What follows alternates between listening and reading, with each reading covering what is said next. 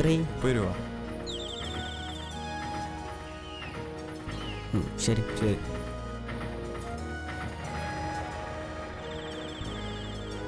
Sir പുതിയ പിള്ളേരുടെ plan കാണുന്നു. സാർ ഞാൻ വിളിക്കാം. യെസ് പറയൂ. സാർ, ഞാൻ അംബുജാക്ഷൻ, തായങ്കിരി അംബുജാക്ഷൻ, മലയാള നോവലിസ്റ്റ്. വാരികയിൽ വിളിച്ച് ഈ അഡ്രസ്സിൽ വരാൻ പറഞ്ഞിരുന്നു. വരൂ, MD കാത്തിരിക്കുകയാണ്. MD കുറച്ച് തിരക്കിലാണ്. നിൽക്കൂ, ഞാൻ വിളിക്കാം.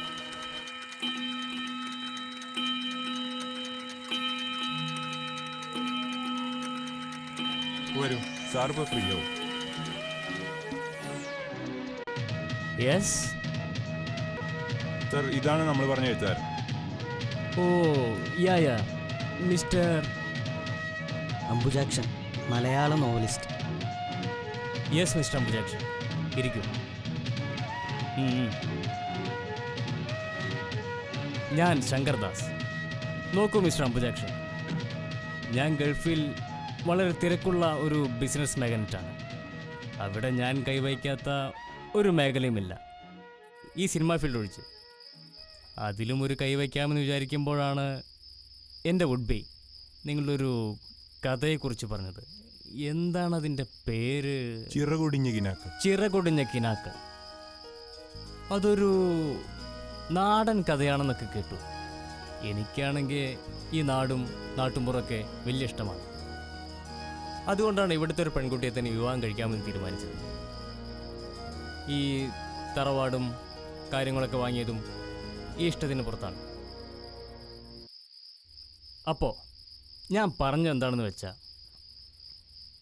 എനിക്ക് തൻ്റെ കഥ ഒരു സിനിമയാക്കിയാൽ കൊള്ളാമെന്നുണ്ട്. സാർ, പക്ഷെ നോവൽ കഴിഞ്ഞിട്ടില്ല. It's okay. ഏതായാലും ഇതുവരെയുള്ള കഥയൊന്ന് പറയൂ, ഞാനൊന്ന് കേൾക്കട്ടെ. നോക്കൂ മിസ്റ്റർ അംബുജാക്ഷൻ, ഞാൻ ഈ നോവലൊന്നും വായിക്കാറില്ല. വല്ലാതെ വലിച്ചു നീട്ടാതെ ആ കഥയൊന്ന് പറയാമെങ്കിൽ നന്നായിരിക്കും. സർ, കഥയുടെ പേര് ചിറകുടിഞ്ഞ കിനാവുകൾ. തായങ്കിരി എന്ന മനോഹരമായൊരു ഗ്രാമം.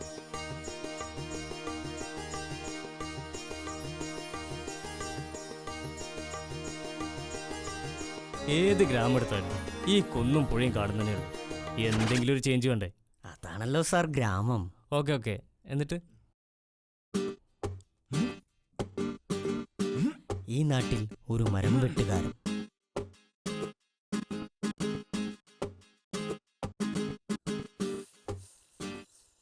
അയാൾക്കൊരേ ഒരു മകൾ സുമതി, 19 വയസ്സ്.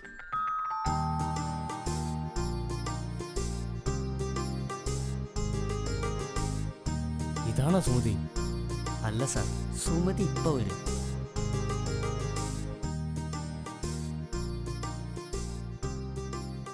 വരട്ടെ, സുമതി വരട്ടെ.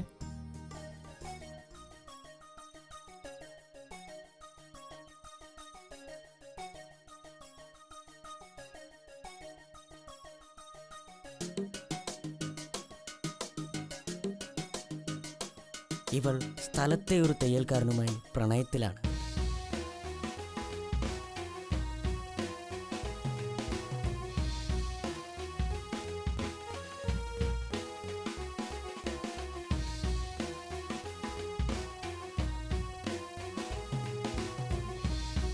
ഈ തയ്യൽക്കാരൻ ബഹുമിടുകനും സുന്ദരനുമാണ്. ഈ തയ്യൽക്കാരൻ. എന്നിട്ട് ഇയാൾ അനീതി കണ്ടാൽ എതിർക്കും, നാട്ടുകാരുടെ ഏത് കാര്യത്തിനും മുന്നിൽ കാണും. അങ്ങനെ നാട്ടുകാരുടെ കണ്ണിലുണ്ണിയാണ്. എല്ലാറ്റിലുമുപരി ഇയാളൊരു നോവലിസ്റ്റ് കൂടിയാണ്.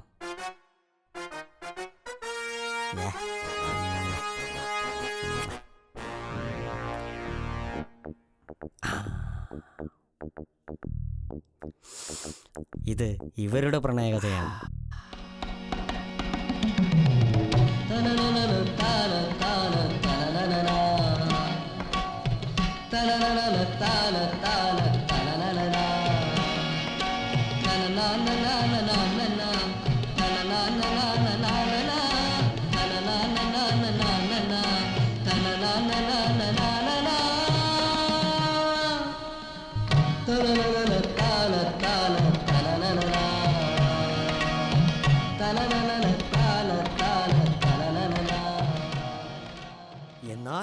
മരം വെട്ടുകാരന് തൻ്റെ മകളെ ഒരു ഗൾഫുകാരനെ കൊണ്ട് വിവാഹം ചെയ്യിക്കാനാണ് ആഗ്രഹം.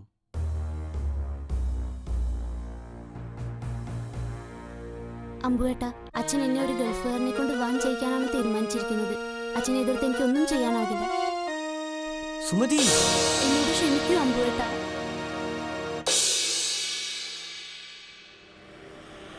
സുമതിക്ക് വേണ്ടി തയ്യൽക്കാരൻ ഗൾഫിൽ പോകാൻ ശ്രമിക്കുന്നു.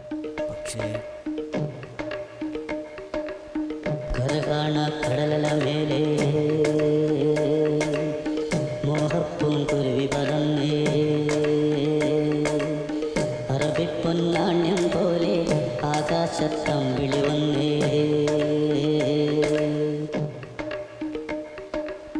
കടലല മേലേ മോഹപ്പൂങ്കുരുവി പറന്നേ. ഇനി നോവൽ തന്നെ ശരണം.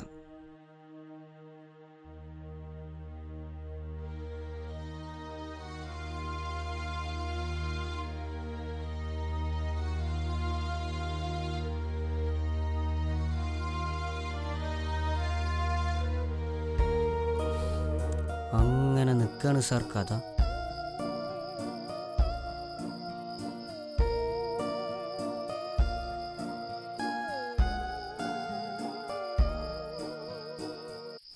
അപ്പം അംബുജാക്ഷ, ഈ തയ്യൽക്കാരനും സുമതിയും തമ്മിൽ വെറും പ്രണയം മാത്രമേ ഉള്ളൂ അല്ലേ? വേറെ ഒരു തരത്തിലുള്ള ബന്ധമില്ല? ഇല്ല സാർ, തയ്യൽക്കാരനൊരു മാന്യനായിരുന്നു. അപ്പം അംബുജാക്ഷൻ, എനിക്ക് തൻ്റെ കഥയൊക്കെ ഇഷ്ടപ്പെട്ടു. ആ ക്ലൈമാക്സ് കൂടി എത്രയും പെട്ടെന്ന് എഴുതി തീർക്കാൻ നോക്കും. ഓക്കെ?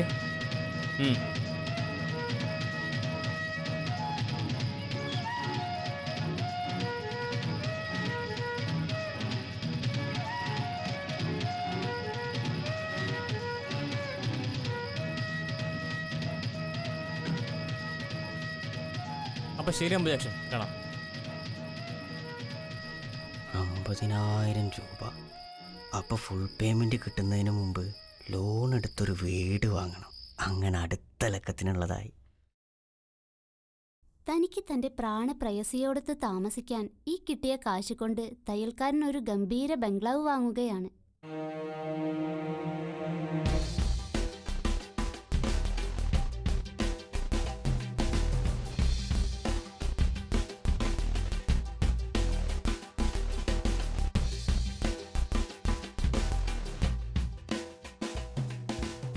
പക്ഷെ നിർഭാഗ്യമെന്ന് പറയട്ടെ, വിറക് വെട്ടുകാരൻ തന്റെ മകൾക്കൊരു ഗൾഫ് ഭർത്താവിനെ ഏർപ്പെടാം. സുമതി കരഞ്ഞു. തയ്യൽക്കാരൻ ആ കല്യാണം കുറിക്കാൻ ശ്രമിക്കുന്നു, സാധിക്കുന്നില്ല. ഒടുവിൽ ബംഗ്ലാവിന്റെ പാലുകാച്ചൽ ദിനം വരികയാണ്. അന്ന് തന്നെയാണ് സുമതിയും ഗൾഫുകാരനുമായുള്ള വിവാഹം. അവിടെ കല്യാണ വാദ്യഘോഷങ്ങൾ, ഇവിടെ പാലുകാച്ചൽ.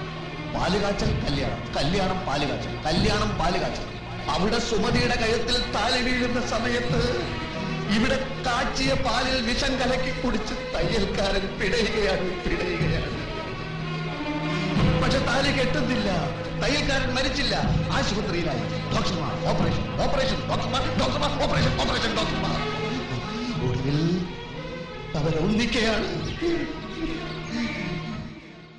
ഇതാണ് അംബുജാക്ഷൻ എഴുതി തീർത്ത നോവൽ. പക്ഷേ യാഥാർത്ഥ്യം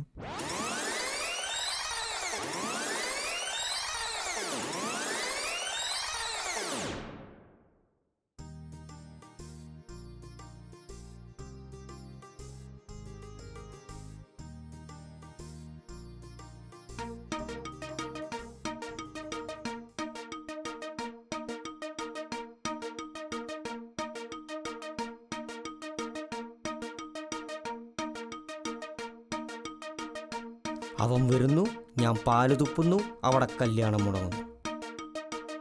എവിടെ അമ്പോ അമ്പോ വരുന്നുണ്ട്.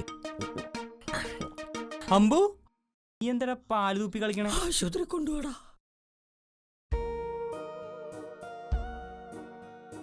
അംബുജാക്ഷൻ ഓക്കെ അല്ലേ? കുടിച്ച വിഷം തുപ്പിക്കളഞ്ഞോണ്ടോ സംഭവിച്ചില്ല.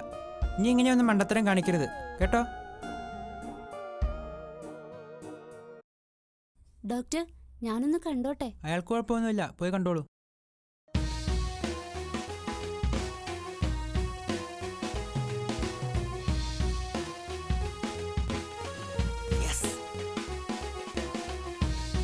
അമ്പുവേട്ട എന്ത് പണിയായി കാണിച്ച്? എന്തെങ്കിലും പറ്റിയിരുന്നെങ്കിലോ? ഒരു നിമിഷമെങ്കിലും എന്നെ കുറിച്ച് ആലോചിച്ചോ?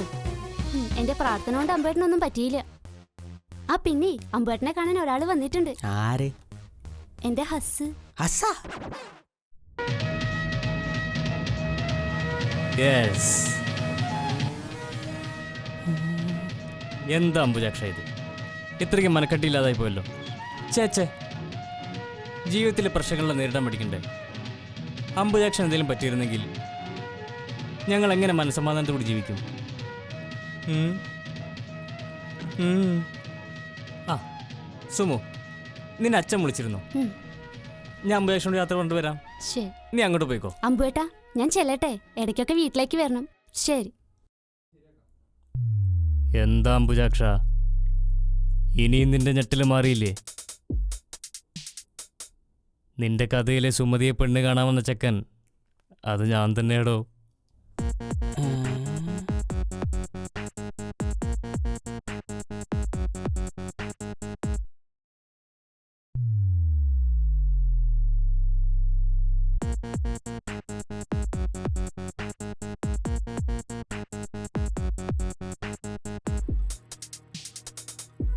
അവളെ ആദ്യം കണ്ടപ്പോഴേ ഞാൻ മനസ്സിലുറപ്പിച്ചതാണ് അവൾ എൻ്റെ പെണ്ണാണെന്ന്.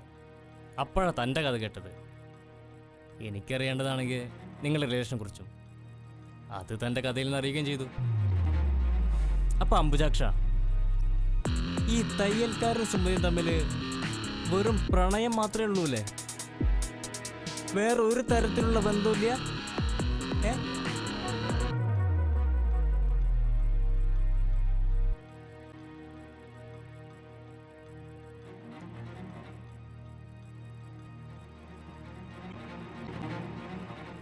പണ്ടാരം പോയോ?